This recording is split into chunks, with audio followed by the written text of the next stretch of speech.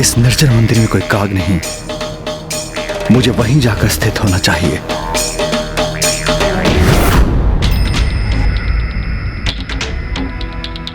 यही स्थान उचित होगा। यहां किसी की दृष्टि मुझ तक नहीं पहुंचेगी।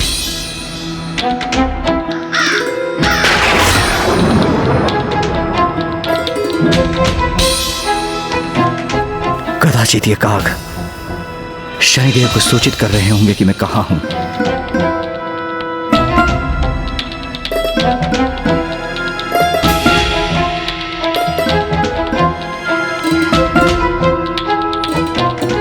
ये सर्वाधिक उचित स्थान प्रतीत होता है, क्योंकि यहां शनिदेव कभी नहीं आएंगे।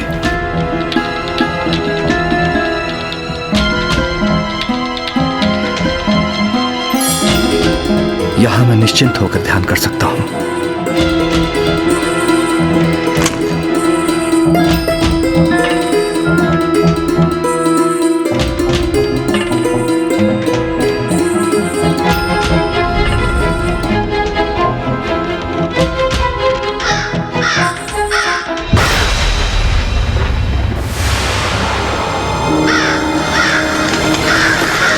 कदाचित ये मेरी भूल थी। ये निर्जन मंदिर तो मेरा ही स्थान है, अर्थात मैं यहीं स्थित होऊंगा। इसका अनुमान लगाना अत्यंत सरल है, इसलिए शनिदेव मुझ तक बड़ी सहजता से पहुंच सकते हैं। मुझे किसी अन्य स्थान को ढूंढना होगा, क्योंकि सूर्योदय होने में कुछ ही समय शेष है। मुझे यह कार्य शीघ्र करना होगा।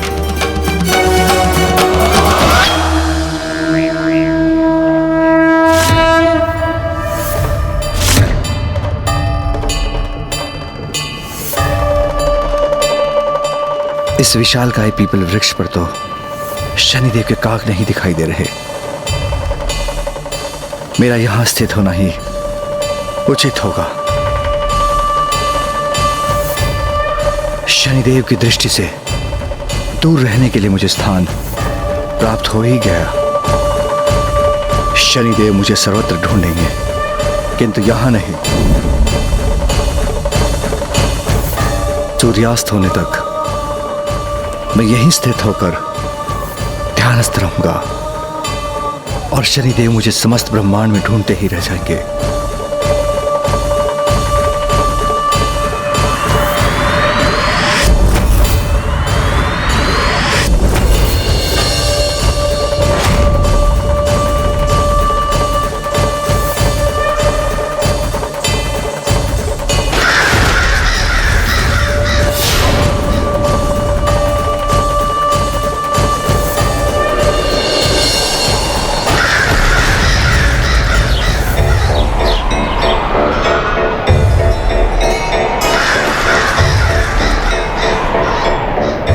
काग स्वर कहां से आ रहा है? कहीं शनिदेव का आगमन तो नहीं हो रहा यहां?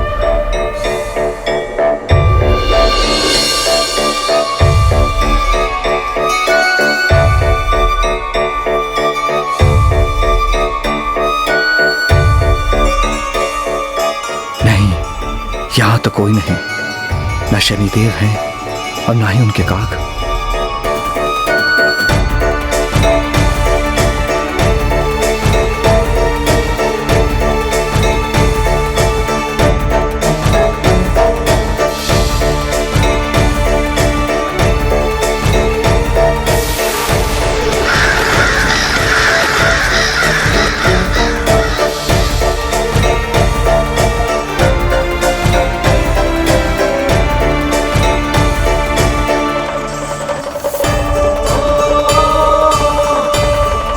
अब तो सूर्यास्त भी हो गया है, अर्थात दिवस का भी अंत हो गया। अब मुझे कैलाश लौटकर ही ध्यान करना चाहिए।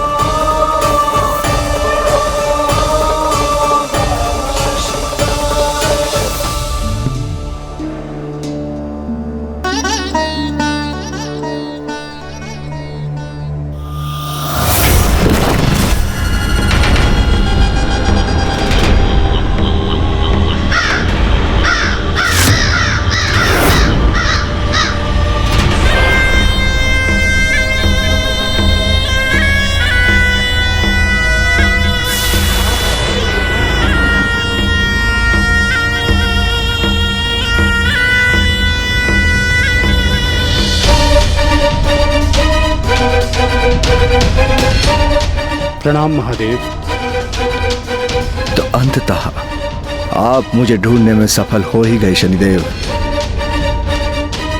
किंतु अब तो दिवस बीत चुका है, मैं आपकी दृष्टि से सुरक्षित हो गया। हे देवाधिदेव महादेव, तनिक विचार करिए प्रभु कि यदि जगत पिता स्वयं अपना संपूर्ण दिवस एक वृक्ष के कोटर में छिपकर व्यतीत करने को विवश हो जाए, तो ये मेरी दृष्टि का प्रभाव ही तो है।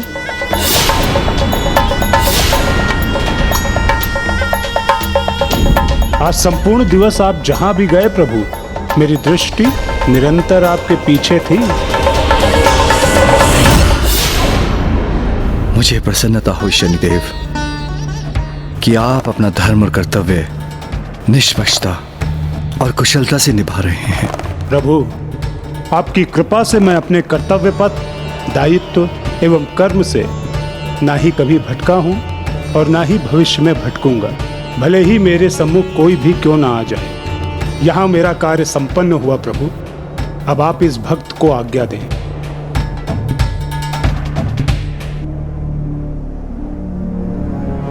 कल्याण हो, कल्याण हो, कल्याण हो, कल्याण हो, कल्याण हो, कल्याण हो।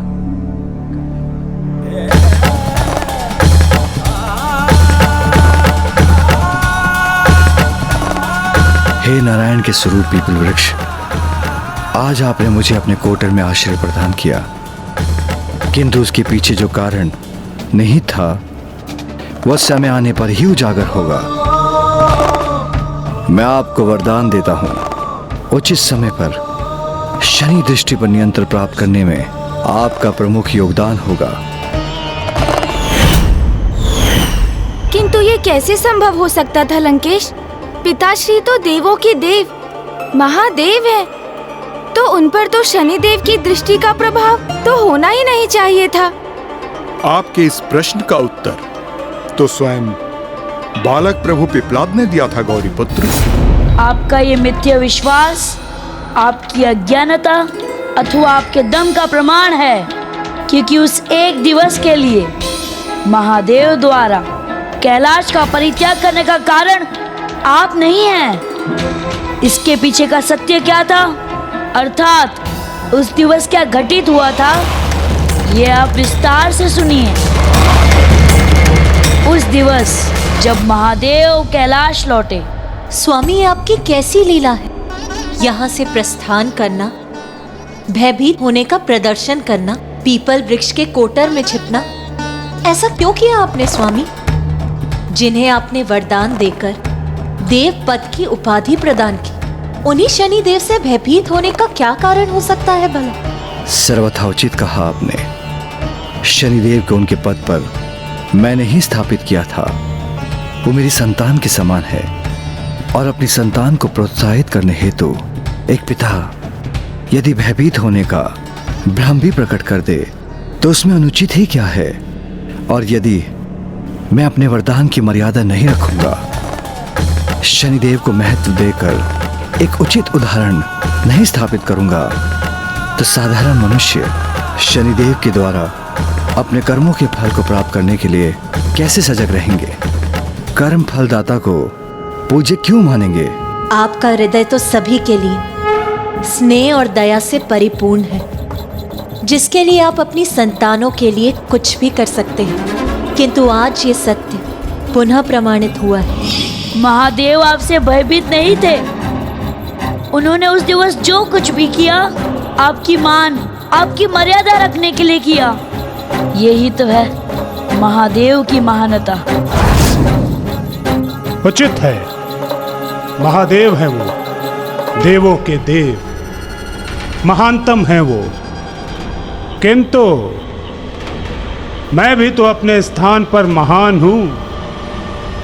मैं पूर्ण निष्ठा के साथ सदैव अपने कर्तव्य का निर्वहन जो करता हूं, मैंने कब अपने धर्म, अपनी मर्यादा को भंग होने दिया है?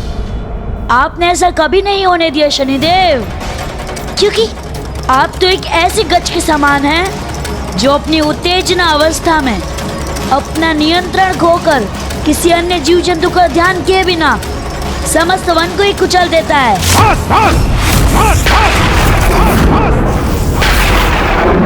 बहुत हो गया बालक। अब तुम्हारे लिए उचित यही होगा कि शीघ्र तुम यहाँ से चले जाओ, अन्यथा तुम्हारी इस उद्दंडता के लिए तुम्हें गंभीर परिणाम भुगतने होंगे। कहीं ऐसा ना हो कि मैं दंड स्वरूप तुम पर अपनी दृष्टि ही डाल दूं। मेरे प्रति आपने जो अन्याय किया है उसका दंड दिए बिना मैं यहाँ से कहीं नहीं जाऊंगा। आपके साथ हुई दुर्भाग्यपूर्ण घटना से इतने आहत हो गए आप कि उसके परिणाम से आपने स्वयं को कठोर बना लिया कि अन्य किसी की पीड़ाओं का ध्यान ही नहीं रहता आपको। आपको सीमाओं में बांधना अनिवार्य हो गया है शनिदेव।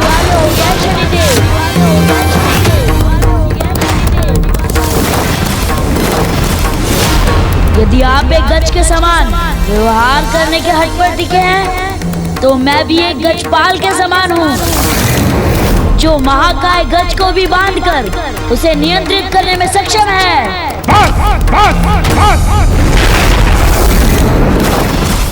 अब तुम्हारे मुख से एक भी शब्द नहीं सुनूंगा मैं।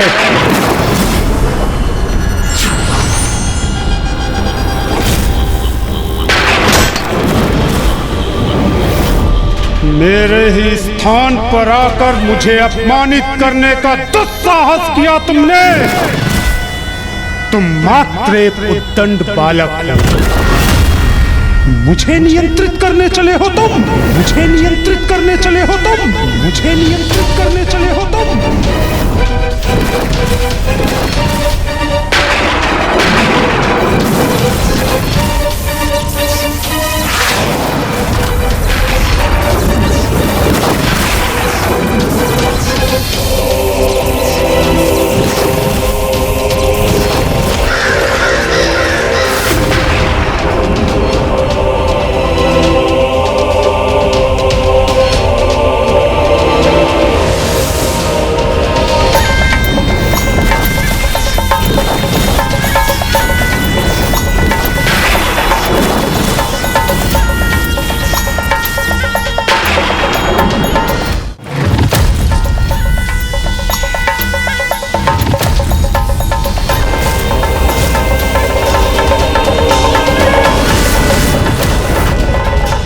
स्वामी, ये कैसा अनर्थ होने जा रहा है वहाँ? क्या परिणाम होगा इस परिस्थिति का?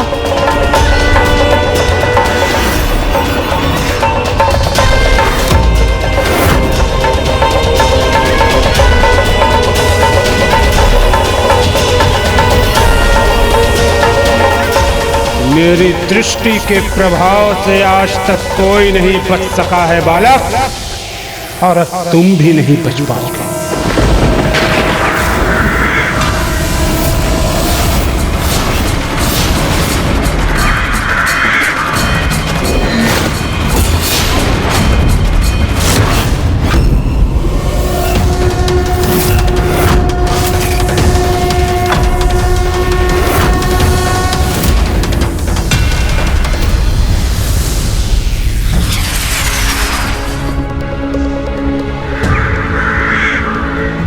अन्य ग्रहों के अधिपति तुम्हें मुझ तक पहुंचने से पूर्व ही रोक लें, इसके अनेकों प्रयास किए मैंने।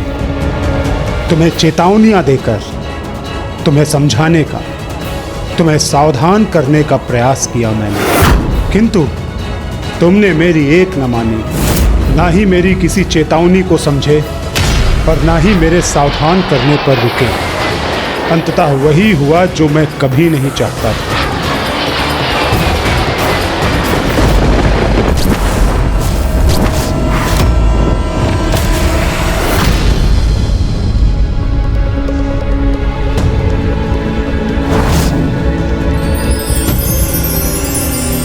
ये बालक क्या कर रहा है?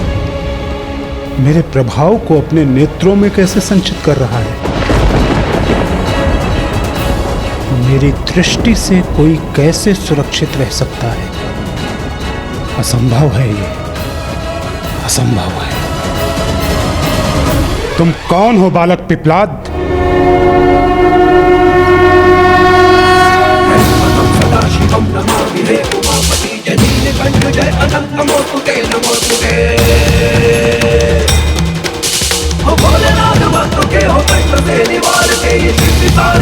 हाथों से चिड़िए उबारते।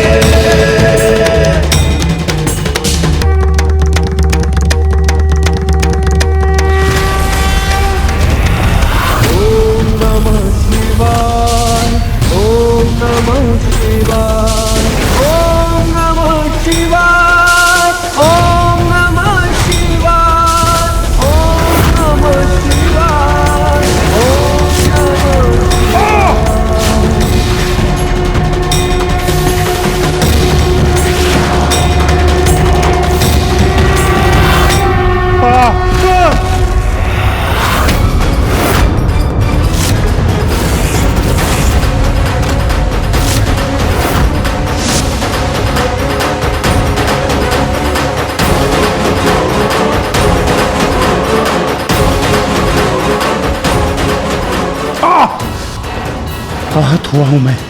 अपने दाहिने पांव पर अपना भार लेने में असमर्थ हो गया हूं।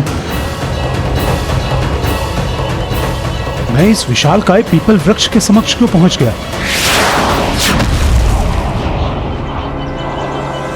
मैं कौन हूँ ये ज्ञात करना चाहते थे ना आप? तो लीजिए, स्वयं अपने नेत्रों से देखिए मेरा वास्तविक परिचय। मैं वो बालक हूँ जिसकी माता ने जन्म लेते ही उसका परित्याग कर जगत से प्रस्थान करने में विवश हो गई, क्योंकि उन पर आपकी कुदृष्टि का प्रभाव था शनिदेव। मैं वो बालक हूँ जो मात्र अपनी माता की ममता से वंचित नहीं रहा, अपितु मेरे पिता को भी अस्थियों का दान करने हेतु अपने प्राण त्यागने पर विवश होना पड़ा, क्योंकि उन पर भी आपकी दृष्टि का प्रभाव था।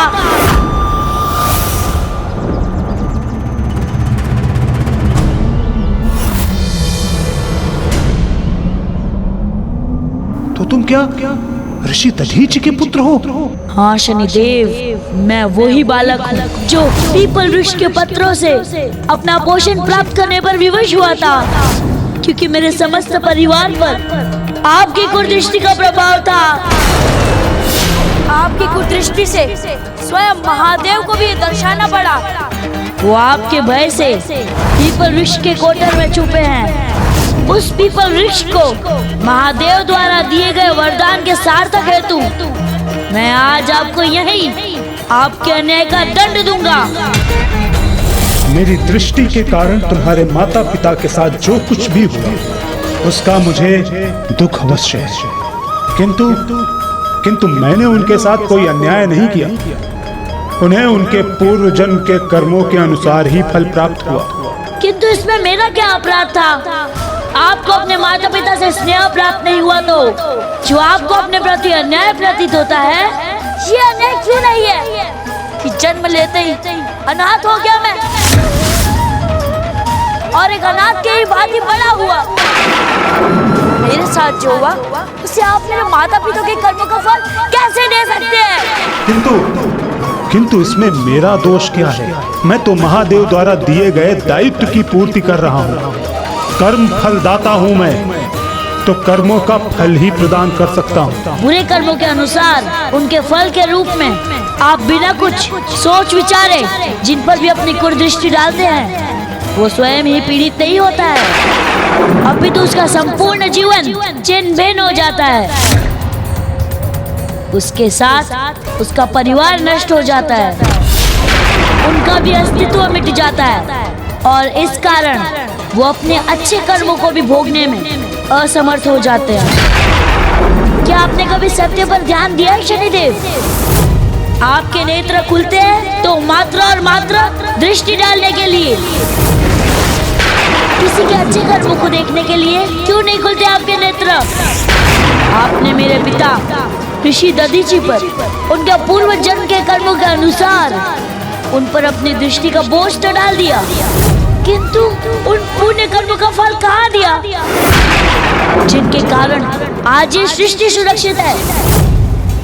आपने मेरी माता के पूर्व जन्म के बुरे कर्मों के अनुसार उनके भाग्य को नियत किया और उन पर भी दृष्टि डाल दी,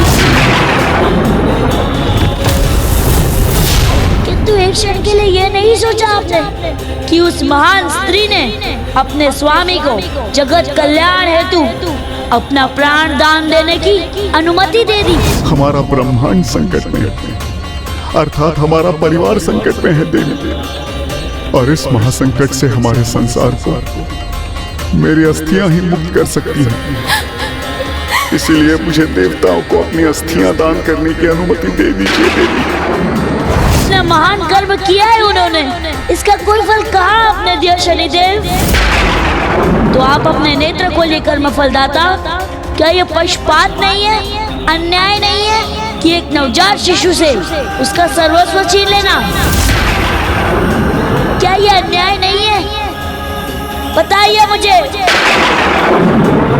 खोलिए अपने नेत्र और मुझे अपने प्रश्न का उत्तर दीजिए शनिदेव।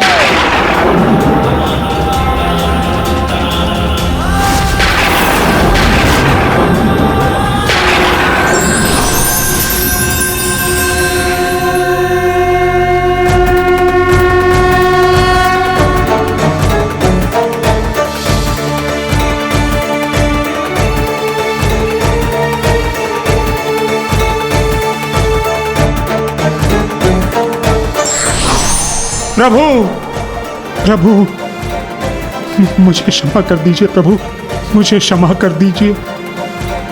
आपको पहचानने में मैंने बहुत विलंब कर दिया प्रभु, बहुत विलंब कर दिया। प्रभु अपने इस भक्त पर कृपा कर पूर्ण स्वरूप के दर्शन दीजिए प्रभु, कृपा कीजिए प्रभु, कृपा कीजिए। अपने पूर्ण स्वरूप के दर्शन दीजिए प्रभु, दर्शन दीजिए। कृपा करिए प्रभु, मुझ पर कृपा करिए।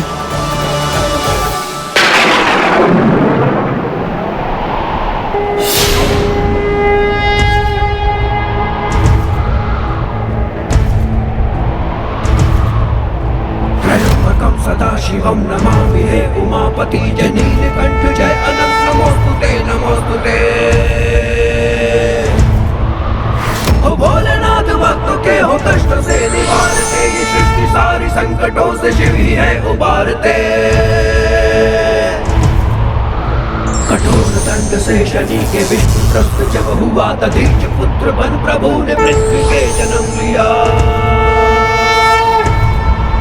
पीपल के वृक्ष के तले ही आपका पालन हुआ है, रूप पिप्पलाद का तभी से आपको मिला। ओम नमः शिवाय, ओम नमः शिवाय, ओम नमः शिवाय, ओम नमः शिवाय, ओम नमः शिवाय, ओम नमः शिवाय।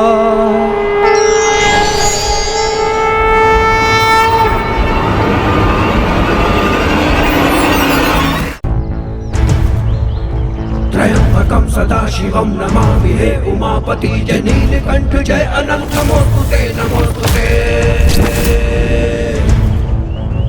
ओम नमः शिवाय, ओम नमः शिवाय, ओम नमः शिवाय, ओम नमः शिवाय, ओम नमः शिवाय, ओम नमः शिवाय। कठोर दंड से शनि के विष्णु त्रस्त जब हुआ, तदीच पुत्र बन प्रभु ने पृथ्वी के जन्म लिया।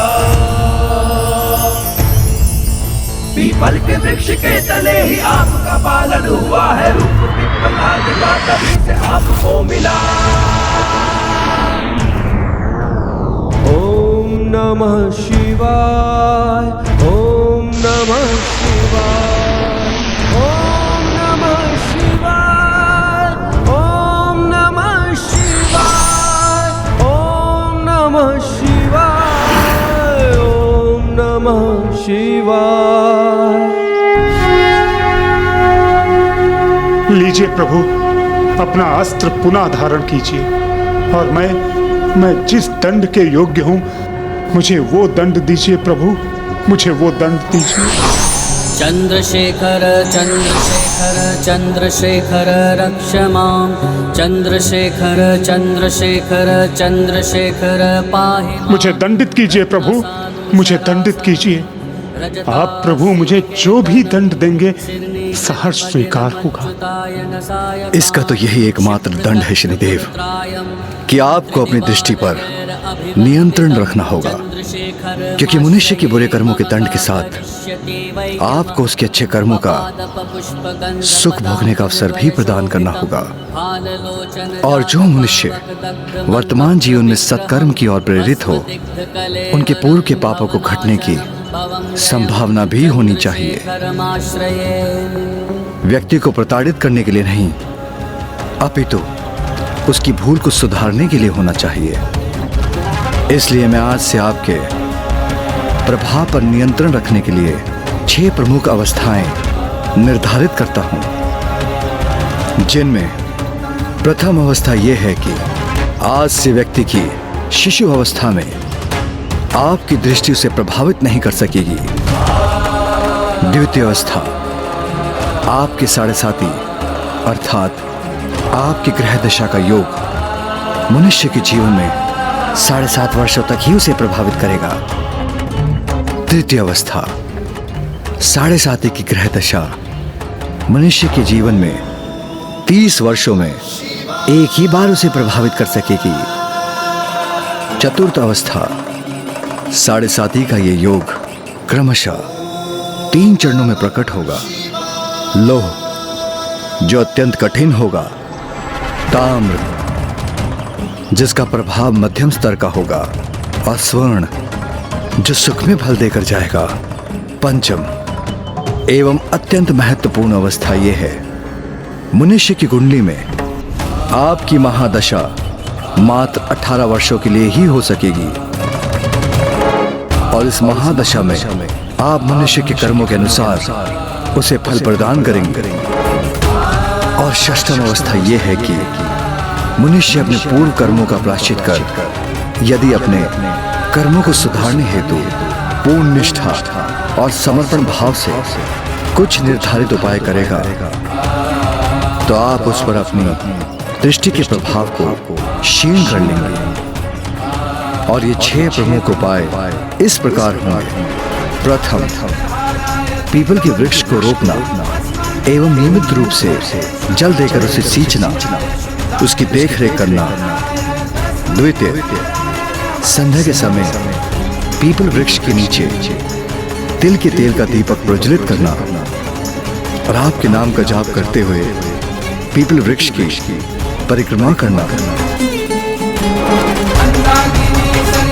तृतीय, दीन दुखियों की सहायता करने हेतु काले वस्त्र एवं खड़ाऊ आदि का दान देना। चतुर्थ, गौ माता की पूजा करना और सभी प्रकार से उनकी सेवा करना। श्वान एवं काक को आहार प्रस्तुत करना। पंचम, समाज में निसहाय आश्रय विहीन मनुष्य की सहायता एवं सेवा करना। और षष्ठम, सत्कर्म करते हुए अपने समस्त कर्तव्यों को निष्ठापूर्वक निभाना। जो भी उपायों को करेगा उन पर आप अपनी दृष्टि के प्रभाव को अवश्य क्षीण करेंगे। कहिए शनिदेव, आपको स्वीकार है दंड?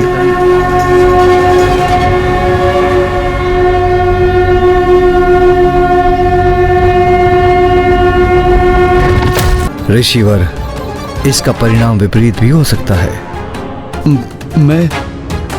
मैं कुछ समझा नहीं प्रभु। आप तो मुझसे अपने बुरे कर्मों को मिटाने का वरदान पाने पर ही अडिग हैं, जिससे आप पुनः मेरी तपस्या कर मेरे निकट पहुंच सके। किंतु यदि मैं आपके पूर्व के बुरे कर्मों को मिटा भी दूं, तो इस तपस्या की अवधि में आपने इस पर्वत को अपनी तपोशक्ति का भार सहने पर विवश कर इसे अपार कष्ट दिया है। इसलिए आपकी इस तपस्या की अवधि में आपसे हुए बुरे कर्म के फल को भोगने हेतु आपको इस पर्वत को 12 वर्षों तक अपने शीश पर धारण करना होगा। जो आज्ञा प्रभु।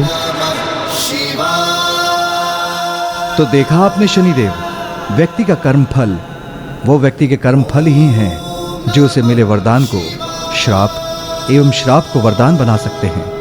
किसी को दंड या फल देते समय आपको इस सत्य का भी सदा स्मरण रखना चाहिए। त्र्यंबकं सदाशिवं मैं समझ गया प्रभु, ये आपका दंड नहीं अपितु ये तो वरदान है मेरे लिए। आपके द्वारा मुझे नियंत्रित किए जाने के फलस्वरूप अब मुझसे कभी किसी प्राणी के लिए अन्याय नहीं होगा। आपके ऐसे वरदान रूपी दंड के लिए मैं आपको शत शत नमन करता हूँ प्रभु, शत शत नमन करता हूँ। और प्रभु मैं वचन भी देता हूँ कि जो भी भक्त धर्म पथ पर अग्रसर रहते हुए आपकी उपासना करेंगे, आपके नाम का जाप करेंगे, मैं उन्हें अपनी दृष्टि के प्रभाव से मुक्त रखने का हर संभव प्रयास करूंगा। प्रभु, स्वामी की जिस दृष्टि को आपने अभी नियंत्रित किया उसे मैंने ही श्रापित कर अनिष्टकारी बना दिया था। इसलिए आपसे मेरी विनती है कि कृपा कर मेरे श्राप को भी नियंत्रित कर दीजिए और मुझे मेरी भूल सुधारने का एक अवसर प्रदान कीजिए। ओम नमः शिवाय, ओम नमः शिवाय, ओम नमः शिवाय, ओम नमः शिवाय, ओम नमः शिवाय, ओम नमः शिवाय। मैं घोषणा करता हूँ कि आज से शनिदेव की सामान्य दृष्टि किसी को अहित नहीं करेगी। जब आपकी वक्र दृष्टि किसी पर लक्षित होगी तभी उसका अनिष्ट होगा। इसलिए शनिदेव देवी, आज से आप दोनों एक दूसरे के साथ निश्चिंत होकर सुखमय जीवन व्यतीत कर सकेंगे। जय नाथ निहाल।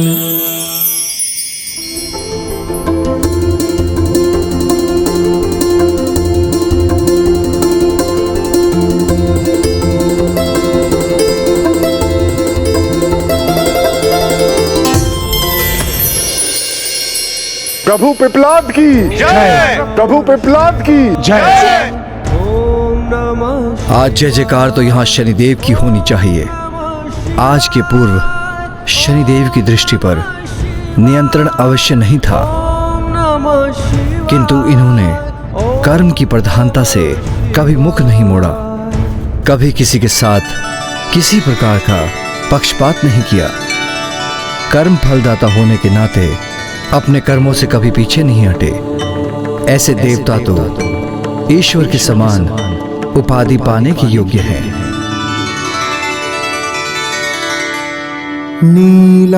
और आज से आपको शनिदेव ही नहीं अपितु शनीश्वर के नाम से भी जाना जाएगा।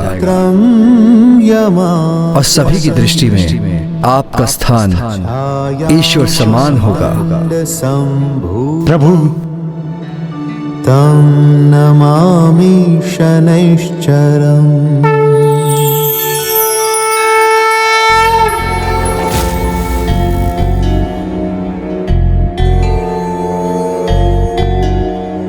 यः पुरा नष्ट राज्याय नलाय प्रददौ किल स्वप्ने तस्मै निजं राज्यं स मे सौरिः प्रसीदतु।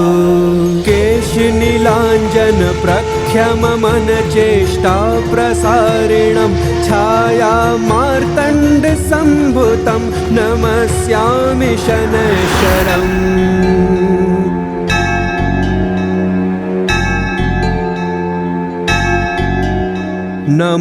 नमोऽर्कपुत्राय शनैश्चराय निहारवर्णां जनमेचकाय श्रुत्वा रहस्यमभवकामदश्च फलप्रदो मे भवे सूर्यपुत्रम्।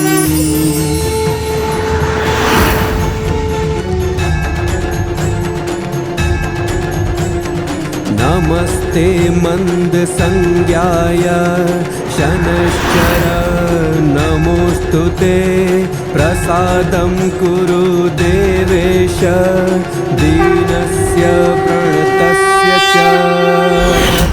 अर्थात प्रभु पिपलाद का जन्म शनि दृष्टि को नियंत्रित कर शनि देव को शनीश्वर की उपाधि प्रदान करने के लिए हुआ था। हाँ गौरी पुत्र, अपने पिपलाद अवतार में सर्वप्रथम प्रभु ने काल सर्प योग को नियंत्रण करने के उपरांत शनि दृष्टि को भी नियंत्रण किया और मनुष्य को मानवता की एक सीख भी प्रदान की, जिसके अनुसार शक्तिशाली व्यक्ति के लिए अति आवश्यक है कि वो अपनी शक्तियों पर नियंत्रण रखे, अन्यथा उनकी शक्तियों का प्रयोग भलाई के स्थान पर बुराई के लिए ही होता है। ओम नमः शिवाय, ओम नमः शिवाय, ओम नमः शिवाय, ओम नमः शिवाय, ओम नमः शिवाय।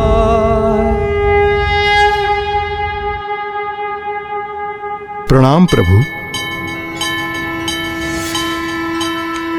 कल्याण हो।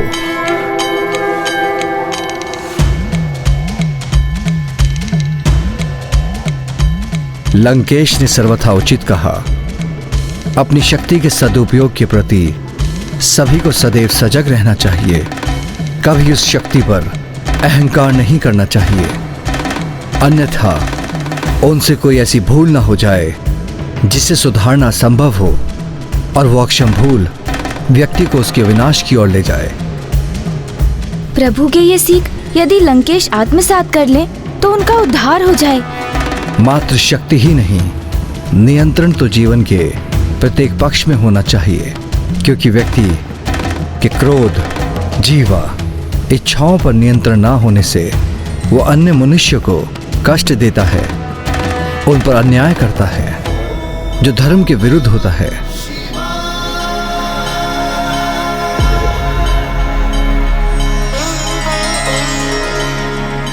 और उचित धर्माचरण तो यही है जिससे व्यक्ति ईश्वर एवं स्वयं को आनंदित तो रखे ही, किंतु उसका व्यक्तित्व तो ऐसा भी होना चाहिए जिससे संपूर्ण संसार को सुख प्रदान कर सके। इसका ध्यान सभी को सदैव रखना चाहिए।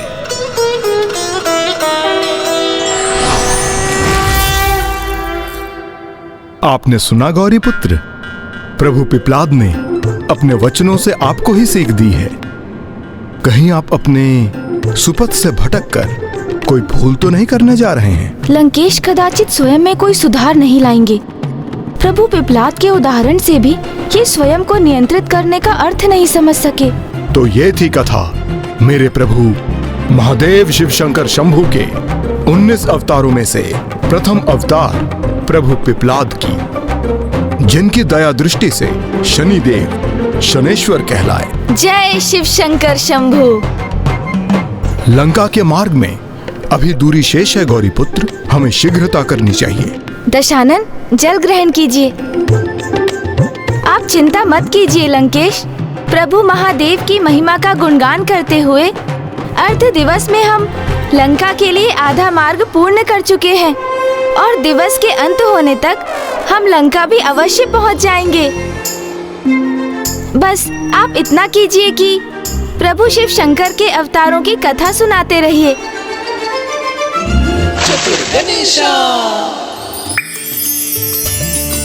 कलश से जल छलका तो कीचड़ उत्पन्न हो गया। कभी कभी किसी को थाम कर रखना नहीं, छोड़ना ही उचित होता है। मुझे वो युक्ति सूझ गई जिससे लंकेश प्रभु के आत्मलिंग को छोड़ने पर विवश हो जाएंगे।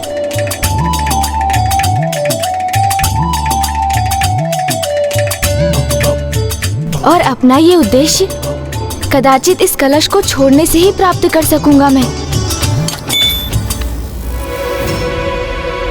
ओह, मेरा कलश! आप चिंता मत कीजिए लंकेश, मैं अपना कलश ढूंढ कर ले आऊंगा।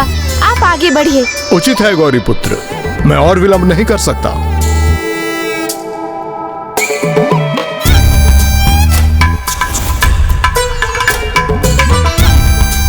ये रहा मेरा कलश और मेरी युक्ति के अनुसार इससे जल भी प्रवाहित हो रहा है।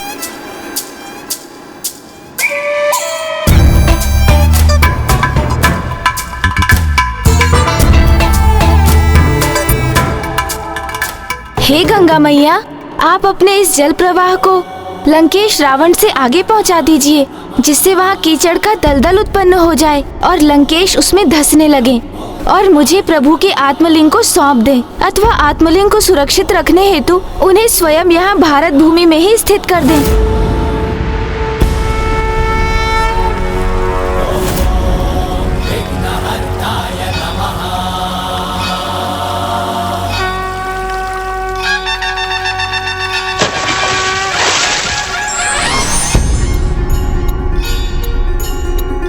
मेरा अनुरोध स्वीकार करने के लिए आपको शत-शत धन्यवाद गंगा मैया।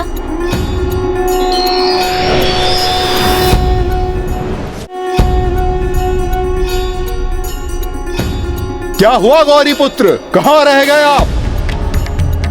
अपना कलश नहीं ढूंढ पा रहे क्या? कलश तो यही है लंकेश, मेरे नेत्रों के समक्ष ही, बस उसे उठाकर लाना ही शेष है। मैं अभी आपके निकट पहुंच जाऊंगा। तब तक आप विचार कीजिए कि प्रभु महादेव के किन अवतार की कथा सुनाने वाले हैं आप मुझे।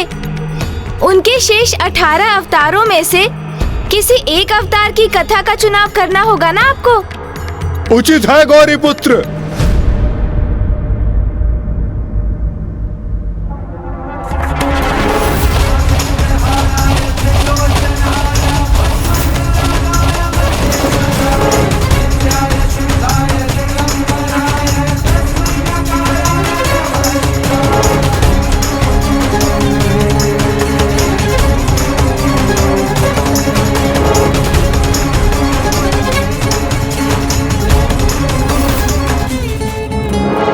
लंकेश प्रभु के विचारों में ऐसे खो गए हैं कि उन्हें ये भी ध्यान नहीं है कि वो दलदल की ओर बढ़े जा रहे हैं। सावधान लंकेश, आगे कीचड़ है। ये साधारण कीचड़ मुझे क्या रोकेगा गौरी पुत्र, आप अवश्य सतर्क होके आइएगा। उचित है लंकेश, किंतु आप मुझे ये तो बताइए कि आप प्रभु के किन अवतार की कथा सुनाने वाले हैं। प्रभु शिव शंकर शंभू के प्रत्येक अवतार और उनकी कथा सर्वथा अद्भुत है गौरी पुत्र, इसलिए मैं इसी विचार में उलझा हूँ कि मैं आपको कौन सी कथा सुनाऊं। आप निश्चिंत रहिए गौरी पुत्र, मैं अभी ये कीचड़ को कुछ ही समय में पार कर लूंगा।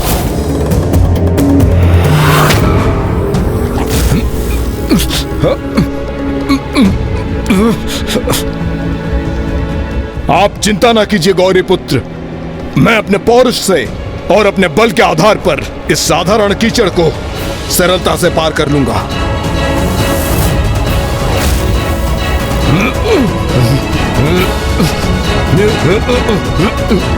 प्रभु के आत्मलिंग को सहज के रखना होगा। ओम नमः शिवाय, ओम नमः शिवाय। लंकेश, आप तो इस कीचड़ से सुरक्षित निकलने के स्थान पर इसमें और धंसते जा रहे हैं। आप भूल रहे हैं गौरी पुत्र, लंकेश रावण हूं मैं। ऐसा साधारण दलदल मुझे अधिक समय तक उलझा कर नहीं रख सकता। आप देखते जाइए गौरी पुत्र, मैं कैसे कुछ ही समय में इससे बाहर निकल आता हूं।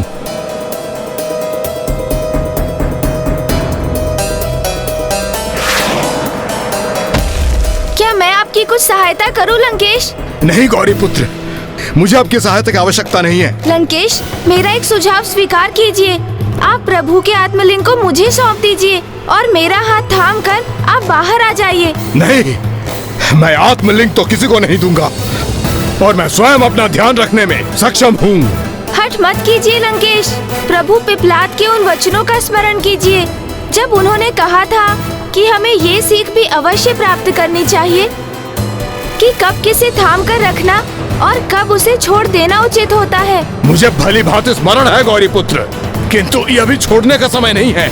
मुझे पूर्ण विश्वास है गौरी पुत्र, मैं इस दलदल से अवश्य बाहर निकलूंगा और यदि किसी कारण ऐसा नहीं हुआ तो मैं अपनी अंतिम श्वास तक प्रभु शिव शंकर शंभू के आत्मलिंग को स्वयं से कदापि विलग नहीं करने दूंगा। लंकेश, ये दलदल तो संकटमय प्रतीत हो रहा है, इसलिए मैं पुनः कह रहा हूँ आपसे, आप प्रभु के आत्मलिंग को मुझे सौंप दीजिए और मेरा हाथ थामकर मुझे आपको इस दलदल से बाहर निकालने में सहायता करने दीजिए। अन्यथा आपका ये हठ आपको और प्रभु के आत्मलिंग को क्षति पहुँचाने का कारण बनेगा। भले ही मेरे ऊपर कैसा भी संकट आ जाए, मैं कदापि विचलित नहीं होऊंगा गौरीपुत्र। और अब यह आत्मलिंग लंका पहुंचने के उपरांत ही मेरे हाथों से नीचे उतरेगा। जय शिव शंकर शंभू। इस दलदल के कारण असफल होना स्वीकार नहीं है मुझे। मैं प्रभु के आत्मलिंग को लंका पहुंचा कर ही रहूंगा। इसे इनकी निष्ठा कहो अथवा हठ, यदि ऐसी एकाग्रता से कोई धर्म का कार्य करे तो वो तो संसार का महान धर्मात्मा बन जाए। लंकेश, मैं आपसे पुनः एक बार अनुरोध कर रहा हूँ, मुझे आपकी सहायता करने दीजिए। आत्मलिंग को मुझे सौंप दीजिए आप। और मैं भी पुनः कह रहा हूँ कि जब तक मेरा जीवन शेष है मैं आत्मलिंग को कदापि नहीं छोड़ूंगा।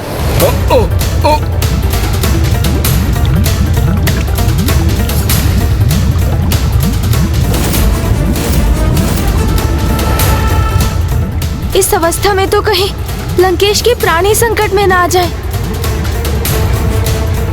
इस दलदल के भीतर श्वास लेने में असमर्थ हो रहे हैं।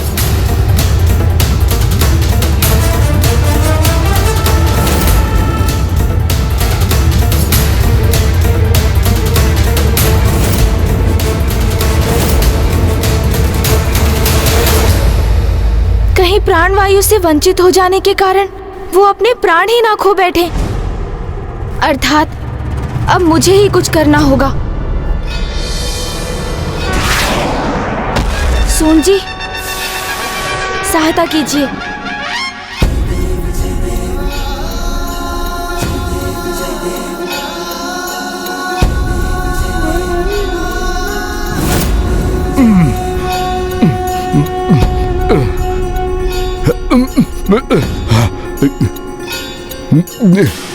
अपने प्राणों की चिंता किए बिना अपने लक्ष्य के प्रति अटूट निष्ठा एवं एकाग्रता का प्रदर्शन कर लंकेश ने एक बार फिर मुझे इनका विघ्नकर्ता बनने के स्थान पर विघ्नहर्ता बनने पर विवश कर दिया। आपको इस कीचड़ से तो बाहर निकाल दिया मैंने लंकेश, अब इस कीचड़ को भी आपसे विलग करने की अनुमति दीजिए मुझे।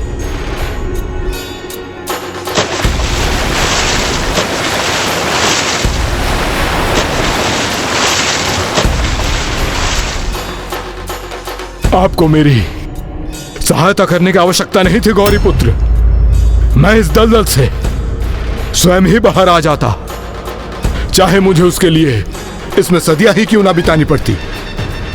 मैं तो इस बात से अचंभित हूँ लंकेश कि दलदल में पूर्ण रूप से समाहित होने का संकट उत्पन्न होने पर भी आपने प्रभु के आत्मलिंग को तनिक भी क्षति नहीं पहुँचने दी। उन्हें जिस प्रकार संभाल कर सुरक्षित रखा आपने, उसकी प्रशंसा मैं क्या कहकर करूं कि ये आपकी अपार निष्ठा थी, आपका हठ था अथवा आपकी भक्ति की एकाग्रता।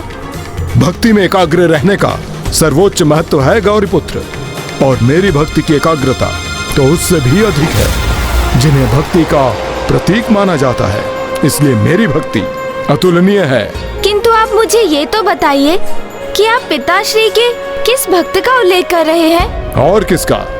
स्वयं प्रभु महादेव शिव शंकर शंभू के अवतार, उनके सहायक नंदी जी का। ओह, नंदेश्वर जी।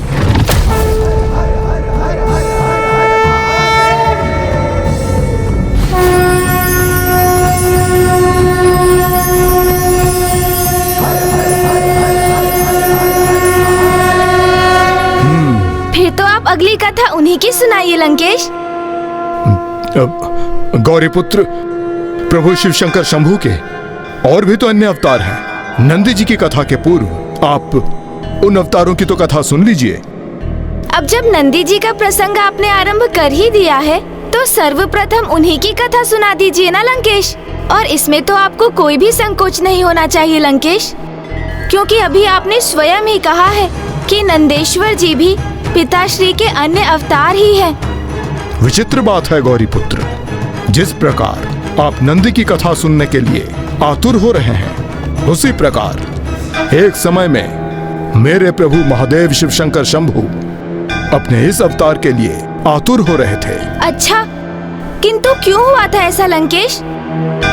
क्योंकि उस समय समस्त भक्त प्रभु की आराधना अथवा तपस्या किसी न किसी वरदान की आशा में ही करते थे। किंतु प्रभु महादेव शिव शंकर शंभु तो बस इतना ही चाहते थे कि उनसे जुड़ाव हेतु उनका कोई परम भक्त उनकी भक्ति में लीन रहे और मेरे समान संसार के समक्ष प्रभु की भक्ति का सर्वोच्च उदाहरण प्रस्तुत करे।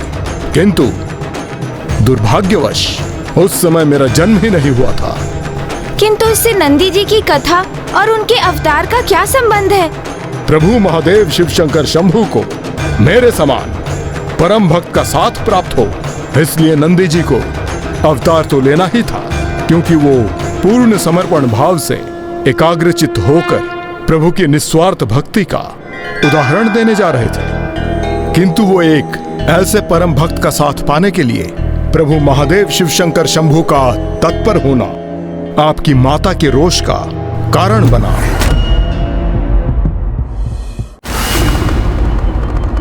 स्वामी, आज इन पुष्पों को देखकर ऐसा नहीं प्रतीत हो रहा जैसे ये पुष्प अपने पूर्णता उल्लास में प्रकट हुए हैं। साधारण।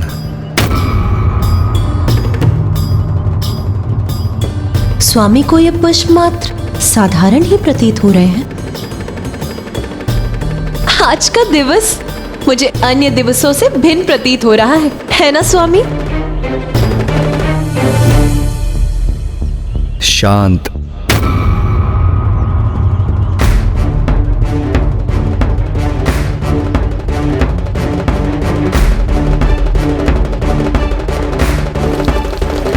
अच्छा स्वामी, आप मुझे ये तो बताइए, मैं आपको मंदार एवं जूही में से किन पुष्पों की माला समर्पित करूं?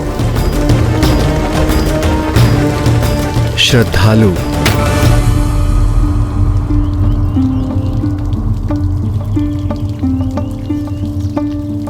मेरी उत्सुकता शांत करने की कृपा कीजिए स्वामी। आपको कौन अधिक प्रिय है, मैं अथवा ये पुष्प? कोई ऐसा जो सबसे भिन्न हो। भिन्न हो? संपूर्ण जगत में सबसे विशेष। मैं आपसे प्रश्न कुछ और पूछ रही हूँ और आप उत्तर कुछ और दे रहे हैं स्वामी। स्वामी, आप मुझे ये तो बताइए कि आपको क्या हुआ है, किस विचार में डूबे हैं आप? साधारण, शांत, श्रद्धालु, भिन्न, क्या अर्थ है इनका? मुझे ज्ञात नहीं कि मैं कैसे कहूँ, कैसे समझाऊं आपको मैं किसके विचित्र विचारों में लीन हूँ। आपके मन में जो भी है आप मुझे नहीं तो किसे बताएंगे स्वामी? इसीलिए आपके मन में जो भी विचार है मुझे बताने की कृपा कीजिए। मुझे ज्ञात नहीं कि मैं आपको अपना अनुभव कैसे समझाऊं। ये सत्य है कि आप मेरी अर्धांगिनी हैं, मेरे साथ हैं, किंतु कुछ समय से मुझे अपना जीवन एकाकी प्रतीत हो रहा है।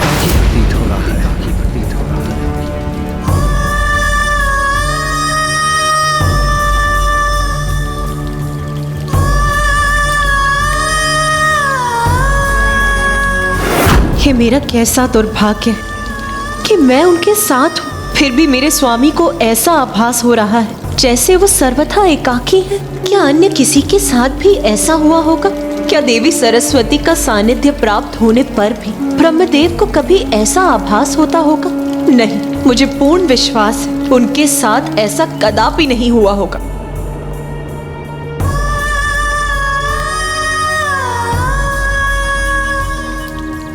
क्या देवी लक्ष्मी के उनके साथ होने पर भी क्या भ्राता श्री हरि नारायण को कभी ऐसे एकाकीपन का अनुभव हुआ होगा?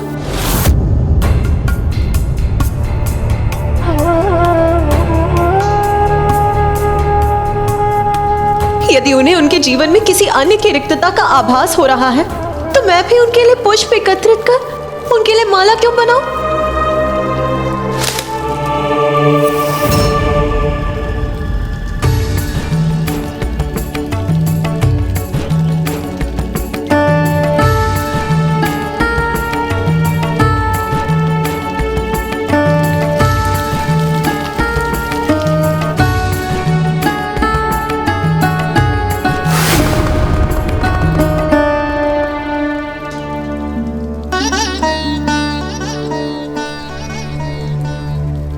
मेरे यहाँ होते हुए भी यदि स्वामी को ऐसा प्रतीत हो रहा है कि वो यहाँ एकाकी है, जैसे मैं उनके लिए अदृश्य हो गई हूँ, तो फिर ठीक है, मैं भी उनसे अपने नेत्र फेर कर उनकी ओर देखूंगी भी नहीं।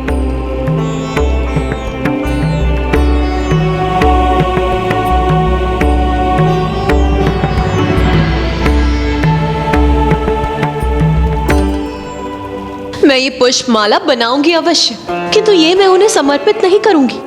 एक पुष्प भी भेंट नहीं करूंगी मैं उन्हें। अपने वचनों से तो वो अपने भीतर का रोष प्रकट कर रही हैं, किंतु उनके हृदय में महादेव के लिए मात्र प्रेम ही है। यही तो है उनके प्रेम की सुंदरता कि अपने रोष की इस अवस्था में भी अपने आप को प्रभु की सेवा करने से कहाँ रोक पा रही हैं वो।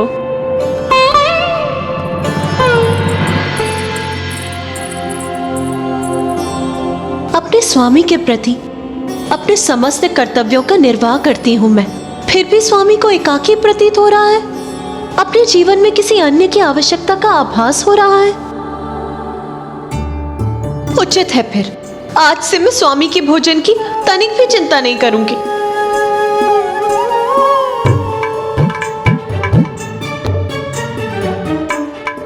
बस जो खीर उन्हें प्रिय है बस वही बनाऊंगी, और कुछ नहीं।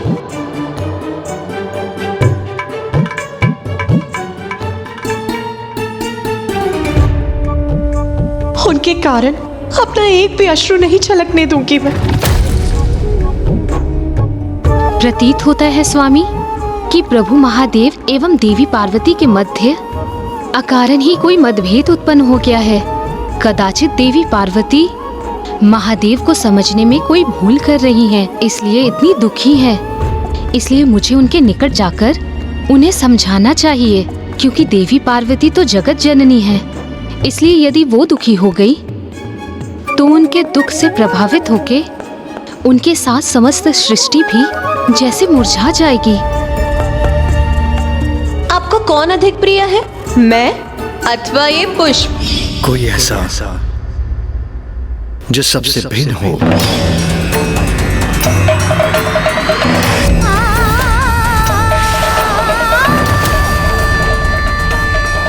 एक विचित्र, एक अपूर्णता का आभास हो रहा है। मुझे अपना जीवन एकाकी प्रतीत हो रहा है। एकाकी उचित है फिर, यदि स्वामी को एकाकीपन का इतना ही आभास हो रहा है, किसी को मेरी आवश्यकता कैलाश में ही नहीं है, तो मैं भी अपने पिताश्री के यहाँ चली जाऊंगी।